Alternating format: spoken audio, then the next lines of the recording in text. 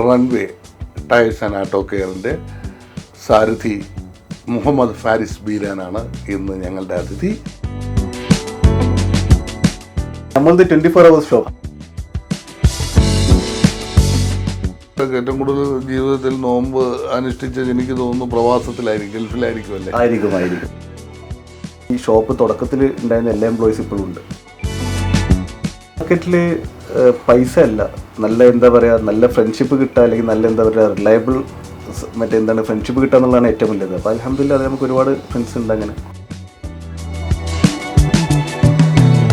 ജീവൻ ടിവിയുടെ എല്ലാ പ്രേക്ഷകർക്കും സഫലമി യാത്രയുടെ പുതിയൊരു അധ്യായത്തിലേക്ക് സ്വാഗതം.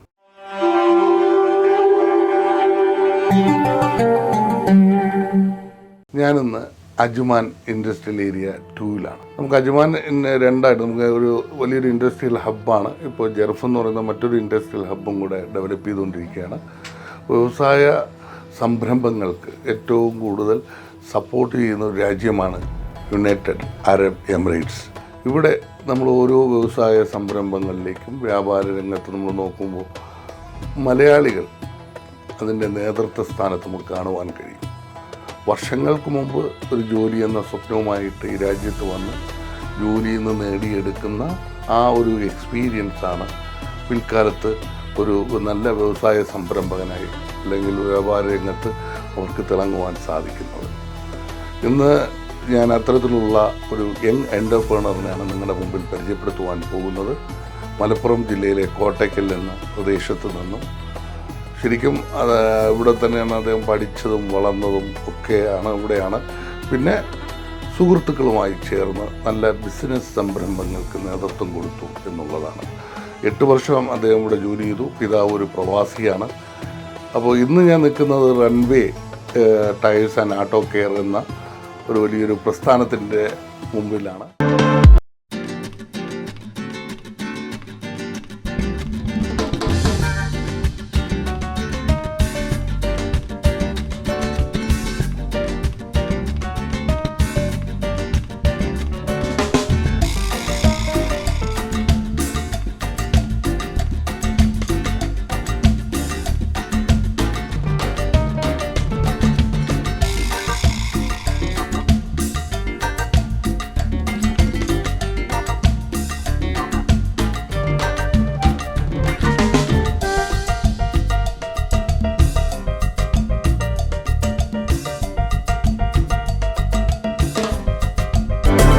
റൺവേ ടയേഴ്സ് ആൻഡ് ആട്ടോ കെയറിൻ്റെ സാരഥി മുഹമ്മദ് ഫാരിസ് ബീരാനാണ് ഇന്ന് ഞങ്ങളുടെ അതിഥി.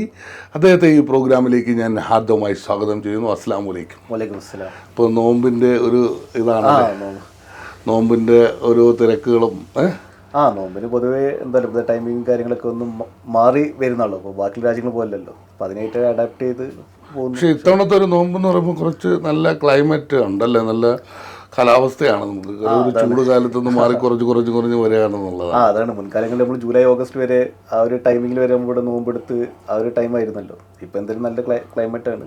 അപ്പം അതിൻ്റെ റെസ്പോൺസ് പൊതുവെ മാർക്കറ്റിലും ഉണ്ട്. അപ്പോൾ ശരിക്കും നോമ്പല്ലായിരുന്നെങ്കിൽ ഇന്ന് ഇപ്പോൾ 11 മണിയായി ഒരു, അല്ലെങ്കിൽ നേരത്തെ ആയിരിക്കുമല്ലോ ഷോപ്പ് അടയ്ക്കുക? ഒരു ഇല്ല, നമ്മളത് 24 hours ഷോപ്പ് ആണ്. 24/7 ആണ്. തുടക്കം മുതൽ അങ്ങനെ തന്നെയായിരുന്നു? അല്ല, അത് നമ്മൾ ഒന്ന് സ്റ്റാർട്ട് ചെയ്ത് കുറച്ച് കഴിഞ്ഞപ്പോൾ പിന്നെ കസ്റ്റമേഴ്സിൻ്റെ ഒരു റിക്വയർമെൻറ്റ് അനുസരിച്ച് ചേഞ്ച് ചെയ്തതാണ്. നമ്മൾ ഇൻഡസ്ട്രിയൽ ഏരിയയിൽ ഒരുപാട് നമുക്ക് രാത്രി കസ്റ്റമേഴ്സ് വരുന്നുണ്ട്. ഇപ്പോൾ ഈ ലോഡിങ് അൺലോഡിങ് ടീംസ്, അവർക്കൊക്കെ എന്താ വെച്ചിട്ടുണ്ടെങ്കിൽ മറ്റേ രാത്രി 2 മണി 3 മണി ഇപ്പോൾ ഫെസിലിറ്റി കൊടുക്കുക എന്നുള്ള ലെവലിലാണ് നമ്മൾ 24 hours ആക്കിയിട്ടുള്ളത്. ശരിക്കും കോട്ടയ്ക്കൽ, മലപ്പുറം ജില്ലയിലെ കോട്ടയ്ക്കൽ എന്ന പ്രദേശത്താണ് ജനിച്ചതും. പിതാവ് ഒരു പ്രവാസിയായിരുന്നു അല്ലേ? പിതാവ് ഓൾമോസ്റ്റ് ഇവിടെ ഒരു 44-45 ഇയേഴ്സ്. പേര് ബീരാൻ. അതന്നെ. ഇവിടെ ഒരു കമ്പനിയിൽ വർക്ക് ചെയ്യായിരുന്നു. ആ കമ്പനിയുടെ സ്റ്റാർട്ടിങ് മുതൽ എനിക്ക് തോന്നുന്നു ഒരു 5-6 വർക്കേഴ്സ് മുതൽ സ്റ്റാർട്ട് ചെയ്ത കമ്പനിയാണ്. ഇന്നിപ്പോൾ 2000-3000 സ്റ്റാഫ് ആ കമ്പനിയിലുണ്ട്. അപ്പോൾ അതിൻ്റെ സ്റ്റാർട്ടിങ് മുതൽ അതൊരു കോർപ്പറേറ്റ് ലെവലിലേക്ക് മാറുന്നത് വരെ ഇവിടെ വർക്ക് ചെയ്ത ഒരാളാണ്. എത്രാമത്തെ മകനായിരുന്നു? ഞാൻ മൂത്താളാണ്. ബാക്കി 3 സിസ്റ്റേഴ്സാണ്. അതിൽ ഒരാളിപ്പോൾ ഇവിടെ അബുദാബിയിലുണ്ട്, വർക്ക് ചെയ്യുന്നുണ്ട്. ഒരാൾ UK യിലാണ്. പിന്നെ ചെറിയ ആളിപ്പോൾ MBBS നാട്ടിൽ പഠിക്കുന്നു. റെസ്റ്റോറന്റ് മേഖലയിലായിരുന്നു കൂടുതലും. തുടക്കമൊക്കെ റെസ്റ്റോറൻറ്റ് കാര്യങ്ങളായിരുന്നു. നമ്മൾ മലബാർ ഏരിയ എന്ന് പറയുമ്പോൾ പൊതുവേ റെസ്റ്റോറൻറ്റ്സിലോട്ട് നമുക്ക് ടച്ച് കൂടുതൽ നമുക്കൊരു ഇൻഫ്ലുവൻസ് കിട്ടുക. അപ്പോൾ അതിൻ്റെ ഒരു ഇതുണ്ടായിരുന്നു. അപ്പോൾ ആദ്യം നമുക്ക് അബുദാബിയിൽ ഇതേപോലെ ഹമീം ഭാഗത്ത് റെസ്റ്റോറൻറ്റ് ഉണ്ടായിരുന്നു, പിന്നെ സലാം സ്ട്രീറ്റ് ഉണ്ടായിരുന്നു, പിന്നെ അവിടെ പിന്നെ എന്താ പറയുക കൊറോണ സമയം ഏകദേശം ഇന്ത്യൻ ഫുഡ് കേരള ഫുഡ് കാര്യങ്ങളൊക്കെ ആയിട്ട്. ഹമീമിൽ കുറച്ചും കൂടി എനിക്ക് പാകിസ്ഥാനി ഐറ്റംസും കാര്യങ്ങളൊക്കെ ആയിട്ട് അങ്ങനത്തെ ഒരു റെസ്റ്റോറൻ്റ് ആയിരുന്നു. പിന്നീട് തുടങ്ങിയെല്ലാം കേരളമാണ്. ആ, ഇപ്പോൾ അജ്മാലിലും ഒരു റെസ്റ്റോറൻറ്റ് ഉണ്ട്, ഓൾറെഡി നടന്നുകൊണ്ടിരിക്കുന്നുണ്ട്. പേര് കോഴിക്കോടൻ തട്ടുകട. തനി നാടൻ കേരള. സുഹൃത്തുക്കളാണ് ഒരു ശക്തി എന്ന് പറയുന്നത് അല്ലേ? കാരണം അവരുമായിട്ട് ചേർന്നിട്ടുള്ള ബിസിനസ്. ഇപ്പം ഞാൻ വിശ്വസിക്കുന്ന എന്താ വെച്ചിട്ടുണ്ടെങ്കിൽ പൊതുവേ എന്താ വെച്ചിട്ടുണ്ടെങ്കിൽ കണക്ട് ആൻഡ് ഗ്രോ എന്നുള്ള ഒരു കോൺസെപ്റ്റാണ്. അപ്പോൾ അതിൽ നമ്മളെന്തായാലും കണക്ട് ചെയ്യണമെങ്കിൽ നമ്മൾ സുഹൃത്തുക്കളാണെന്നുണ്ടെങ്കിൽ നമുക്കൊരു ബിസിനസ് ചെയ്യണതിൻ്റെ ഒരു സ്ട്രെസ്സിൻ്റെ ഇടയിലൂടെ നമ്മൾ എന്ത് ചെയ്യും, ഫ്രണ്ട്ഷിപ്പും കാര്യങ്ങളും നമ്മുടെ കാര്യങ്ങളും തമാശകളും എല്ലാം നടന്നു പോകും. ഇവിടെ റൺവേയിൽ ഒരു ഫ്രണ്ട് ഉണ്ടല്ലോ, ഇൻവെസ്റ്റ് പാർട്ണറായിട്ട്. ആ, റൺവേയിൽ ഒരു പാർട്ണർ ഉണ്ട്. ഞാനും ഒരു അജീഷ് അപ്പുകുട്ടൻ എന്ന് പറഞ്ഞിട്ട് പത്തനംതിട്ട. ഇവിടെ വെച്ചാണ് പരിചയപ്പെടുന്നത്. ഒക്കെ ദുബായ് സർക്കിൾ തന്നെയാണ് കാര്യങ്ങൾ. ശരിക്കും ഇത് പർച്ചേസ് ചെയ്യാൻ വരുന്നത് ചെറിയൊരു ഷോപ്പായിരുന്നു അല്ലേ ഈ ഒരു റൺവേ? ഇത് ഞങ്ങൾ എടുക്കുന്ന കാലത്ത് ശരിക്കും പറഞ്ഞിട്ടുണ്ടെങ്കിൽ ഒരു 2 ഷട്ടർ ഷോപ്പായിരുന്നു. ഇന്ന് നമുക്ക് എന്താ വെച്ചിട്ടുണ്ടെങ്കിൽ 4 ഷട്ടർ ഉണ്ട്. പിന്നെ ബാക്കിൽ നമുക്ക് ഇതേപോലെ വെയർ ഹൗസ് ഉണ്ട്. ബാക്കിൽ ഒരു 3 വെയർ ഹൗസ് നമുക്ക് നമ്മുടെ ബാക്കിയുള്ള കാര്യങ്ങളും ഒക്കെ ആയിട്ട് നടക്കുന്നുണ്ട്. അപ്പോൾ അന്ന് നമ്മൾ ഇത് പർച്ചേസ് ചെയ്യുമ്പോൾ നമ്മൾ മനസ്സിലുണ്ടായിരുന്നു, നേരത്തെ പറഞ്ഞ പോലെ ഒരു വിഷൻ ഉണ്ടായിരുന്നു. ആ വിഷനാണ് നമ്മളിപ്പോൾ ഒന്ന് ഫുൾഫിൽ ചെയ്തിരിക്കുന്നത്. അതായിരിക്കും ഫുൾഫിൽ എന്നല്ല, എനിക്ക് ഇനിയും ഒരുപാട് ഇതിൽ ചെയ്യണമെന്ന് ആഗ്രഹമുണ്ട്. അപ്പോൾ എന്താ പറയുക, അതിൻ്റെ ഒരു ഗ്രോത്തിലാണ് ഇപ്പോൾ ഉള്ളത്.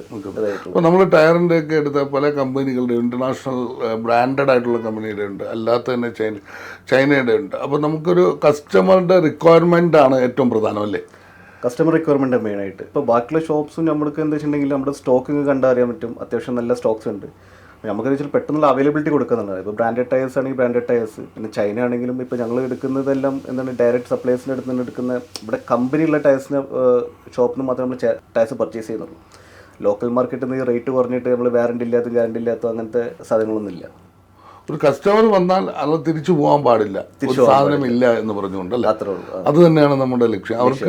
അവർക്ക് ആവശ്യമുള്ള അവരുടെ റിക്വയർമെന്റ് അനുസരിച്ച് അവർക്ക് പർച്ചേസ് ചെയ്യാൻ കഴിയുന്നു. ഇപ്പം നോർമലി ഒരു ഷോപ്പിലാണെങ്കിൽ ഇപ്പോൾ ഓക്കെ നമ്മൾ ടയർ വന്നു അല്ലെങ്കിൽ ഓയിൽ ചേഞ്ച് വന്നു, അപ്പോൾ അത് ചെയ്തു പോകാന്നുള്ളത്. ഇപ്പം നമ്മുടെ ഇവിടെ കൊടുക്കുന്ന സർവീസ് എന്ന് വെച്ചാൽ ഇപ്പോൾ കിലോമീറ്റേഴ്സ് നോക്കിയിട്ട് ഇപ്പോൾ എന്തെങ്കിലും എക്സ്ട്രാ ആഡ് ഓൺസ്, അതായത് എന്താ പറയുക ഫ്യൂവൽ ഇഞ്ചക്ടേഴ്സ്, ഇപ്പോൾ എഞ്ചിൻ ക്ലീനിങ് അല്ലെങ്കിൽ എന്താ പറയുക എഞ്ചിൻ ലാസ്റ്റ് ചെയ്യാണ്ട്, അപ്പോൾ റൂട്ടീൻ ചെക്കപ്സിൻ്റെ കാര്യങ്ങൾ, അപ്പം അങ്ങനത്തെ ഒരു പാക്കേജ് കൊണ്ട് നമ്മൾ അവർക്ക് അഡ്വൈസ് ചെയ്ത് കൊടുക്കും.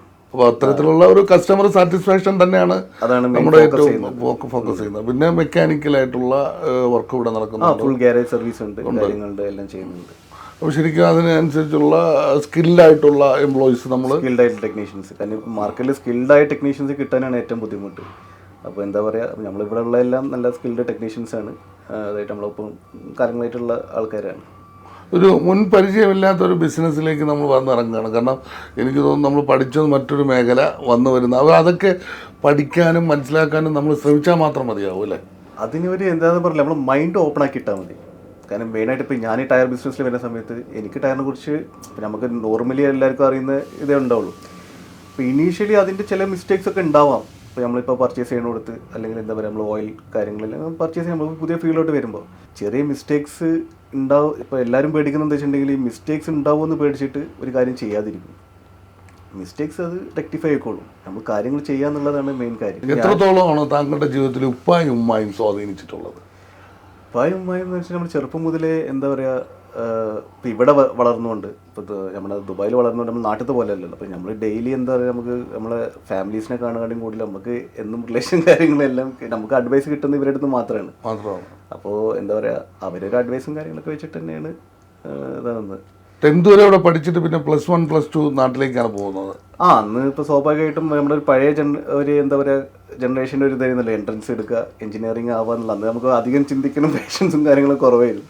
അപ്പം അങ്ങനെ എൻട്രൻസ് എടുക്കാൻ വേണ്ടിയിട്ട് +1 +2 നാട്ടിൽ പോയി. നമുക്ക് ഫുഡിലേക്ക് വരുമ്പോഴത്തേക്കും, കാരണം ഇപ്പോൾ ഒന്ന് കുറച്ച് അധികം റെസ്റ്റോറൻറ്റുകളിൽ മേഖലയിൽ നിൽക്കുമ്പോൾ അതും സുഹൃത്തുക്കളിൽ ചേർന്നുള്ള ഒരു പാർട്ണർഷിപ്പ് തന്നെയാണല്ലേ? അത് പാർട്ണർഷിപ്പ് ഉണ്ട്. അത് നമ്മുടെ ഇവിടെ 10th വരെയുള്ള ഫ്രണ്ട്സുകളിലുള്ള ഒരു പാർട്ണർഷിപ്പാണ് അത്.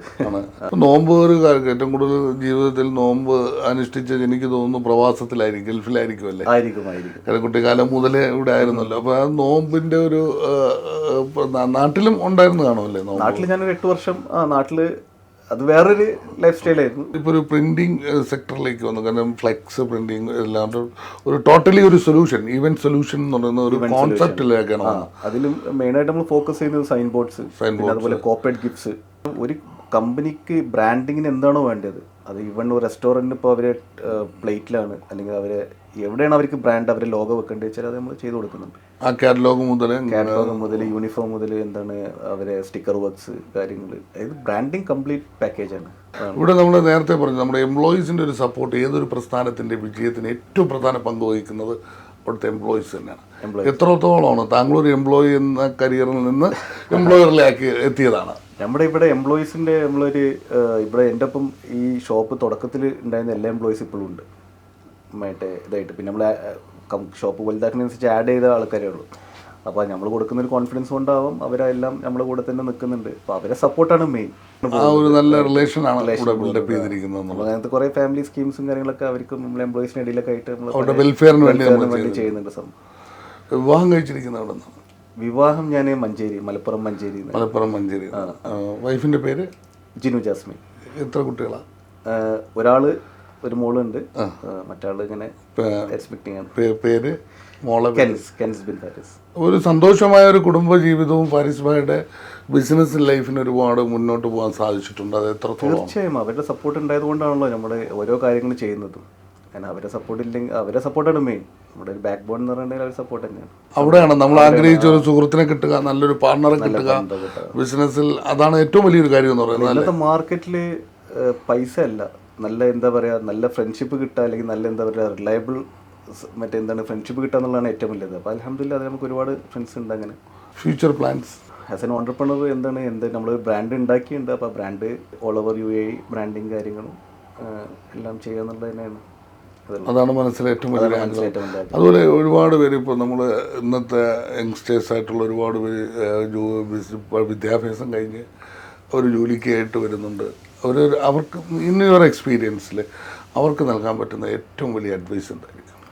അല്ല, ഞാൻ മെയിനായിട്ട് ഇപ്പോൾ പുതിയ വരുന്ന യങ്സ്റ്റേഴ്സിനോട് പറയാനുള്ള വെച്ചാൽ, ഇപ്പം ഞാൻ കണ്ടിരിക്കുന്നത് ഇപ്പോൾ നമ്മളൊരു എന്താ പറയുക, ഇപ്പോൾ ബിസിനസ് ആഗ്രഹിച്ച് വരുന്ന യങ്സ്റ്റേഴ്സിൻ്റെ ഒരു മെയിൻ അവരെന്ന് വെച്ചാൽ അവരെവിടെയും വർക്ക് ചെയ്യാതെ ഡയറക്റ്റ് എന്താണ് ബിസിനസ് തുടങ്ങാം, അങ്ങനെ ഒരു ആഗ്രഹം വെച്ചിട്ടാണ് മിക്ക എല്ലാവരും വരുന്നത്.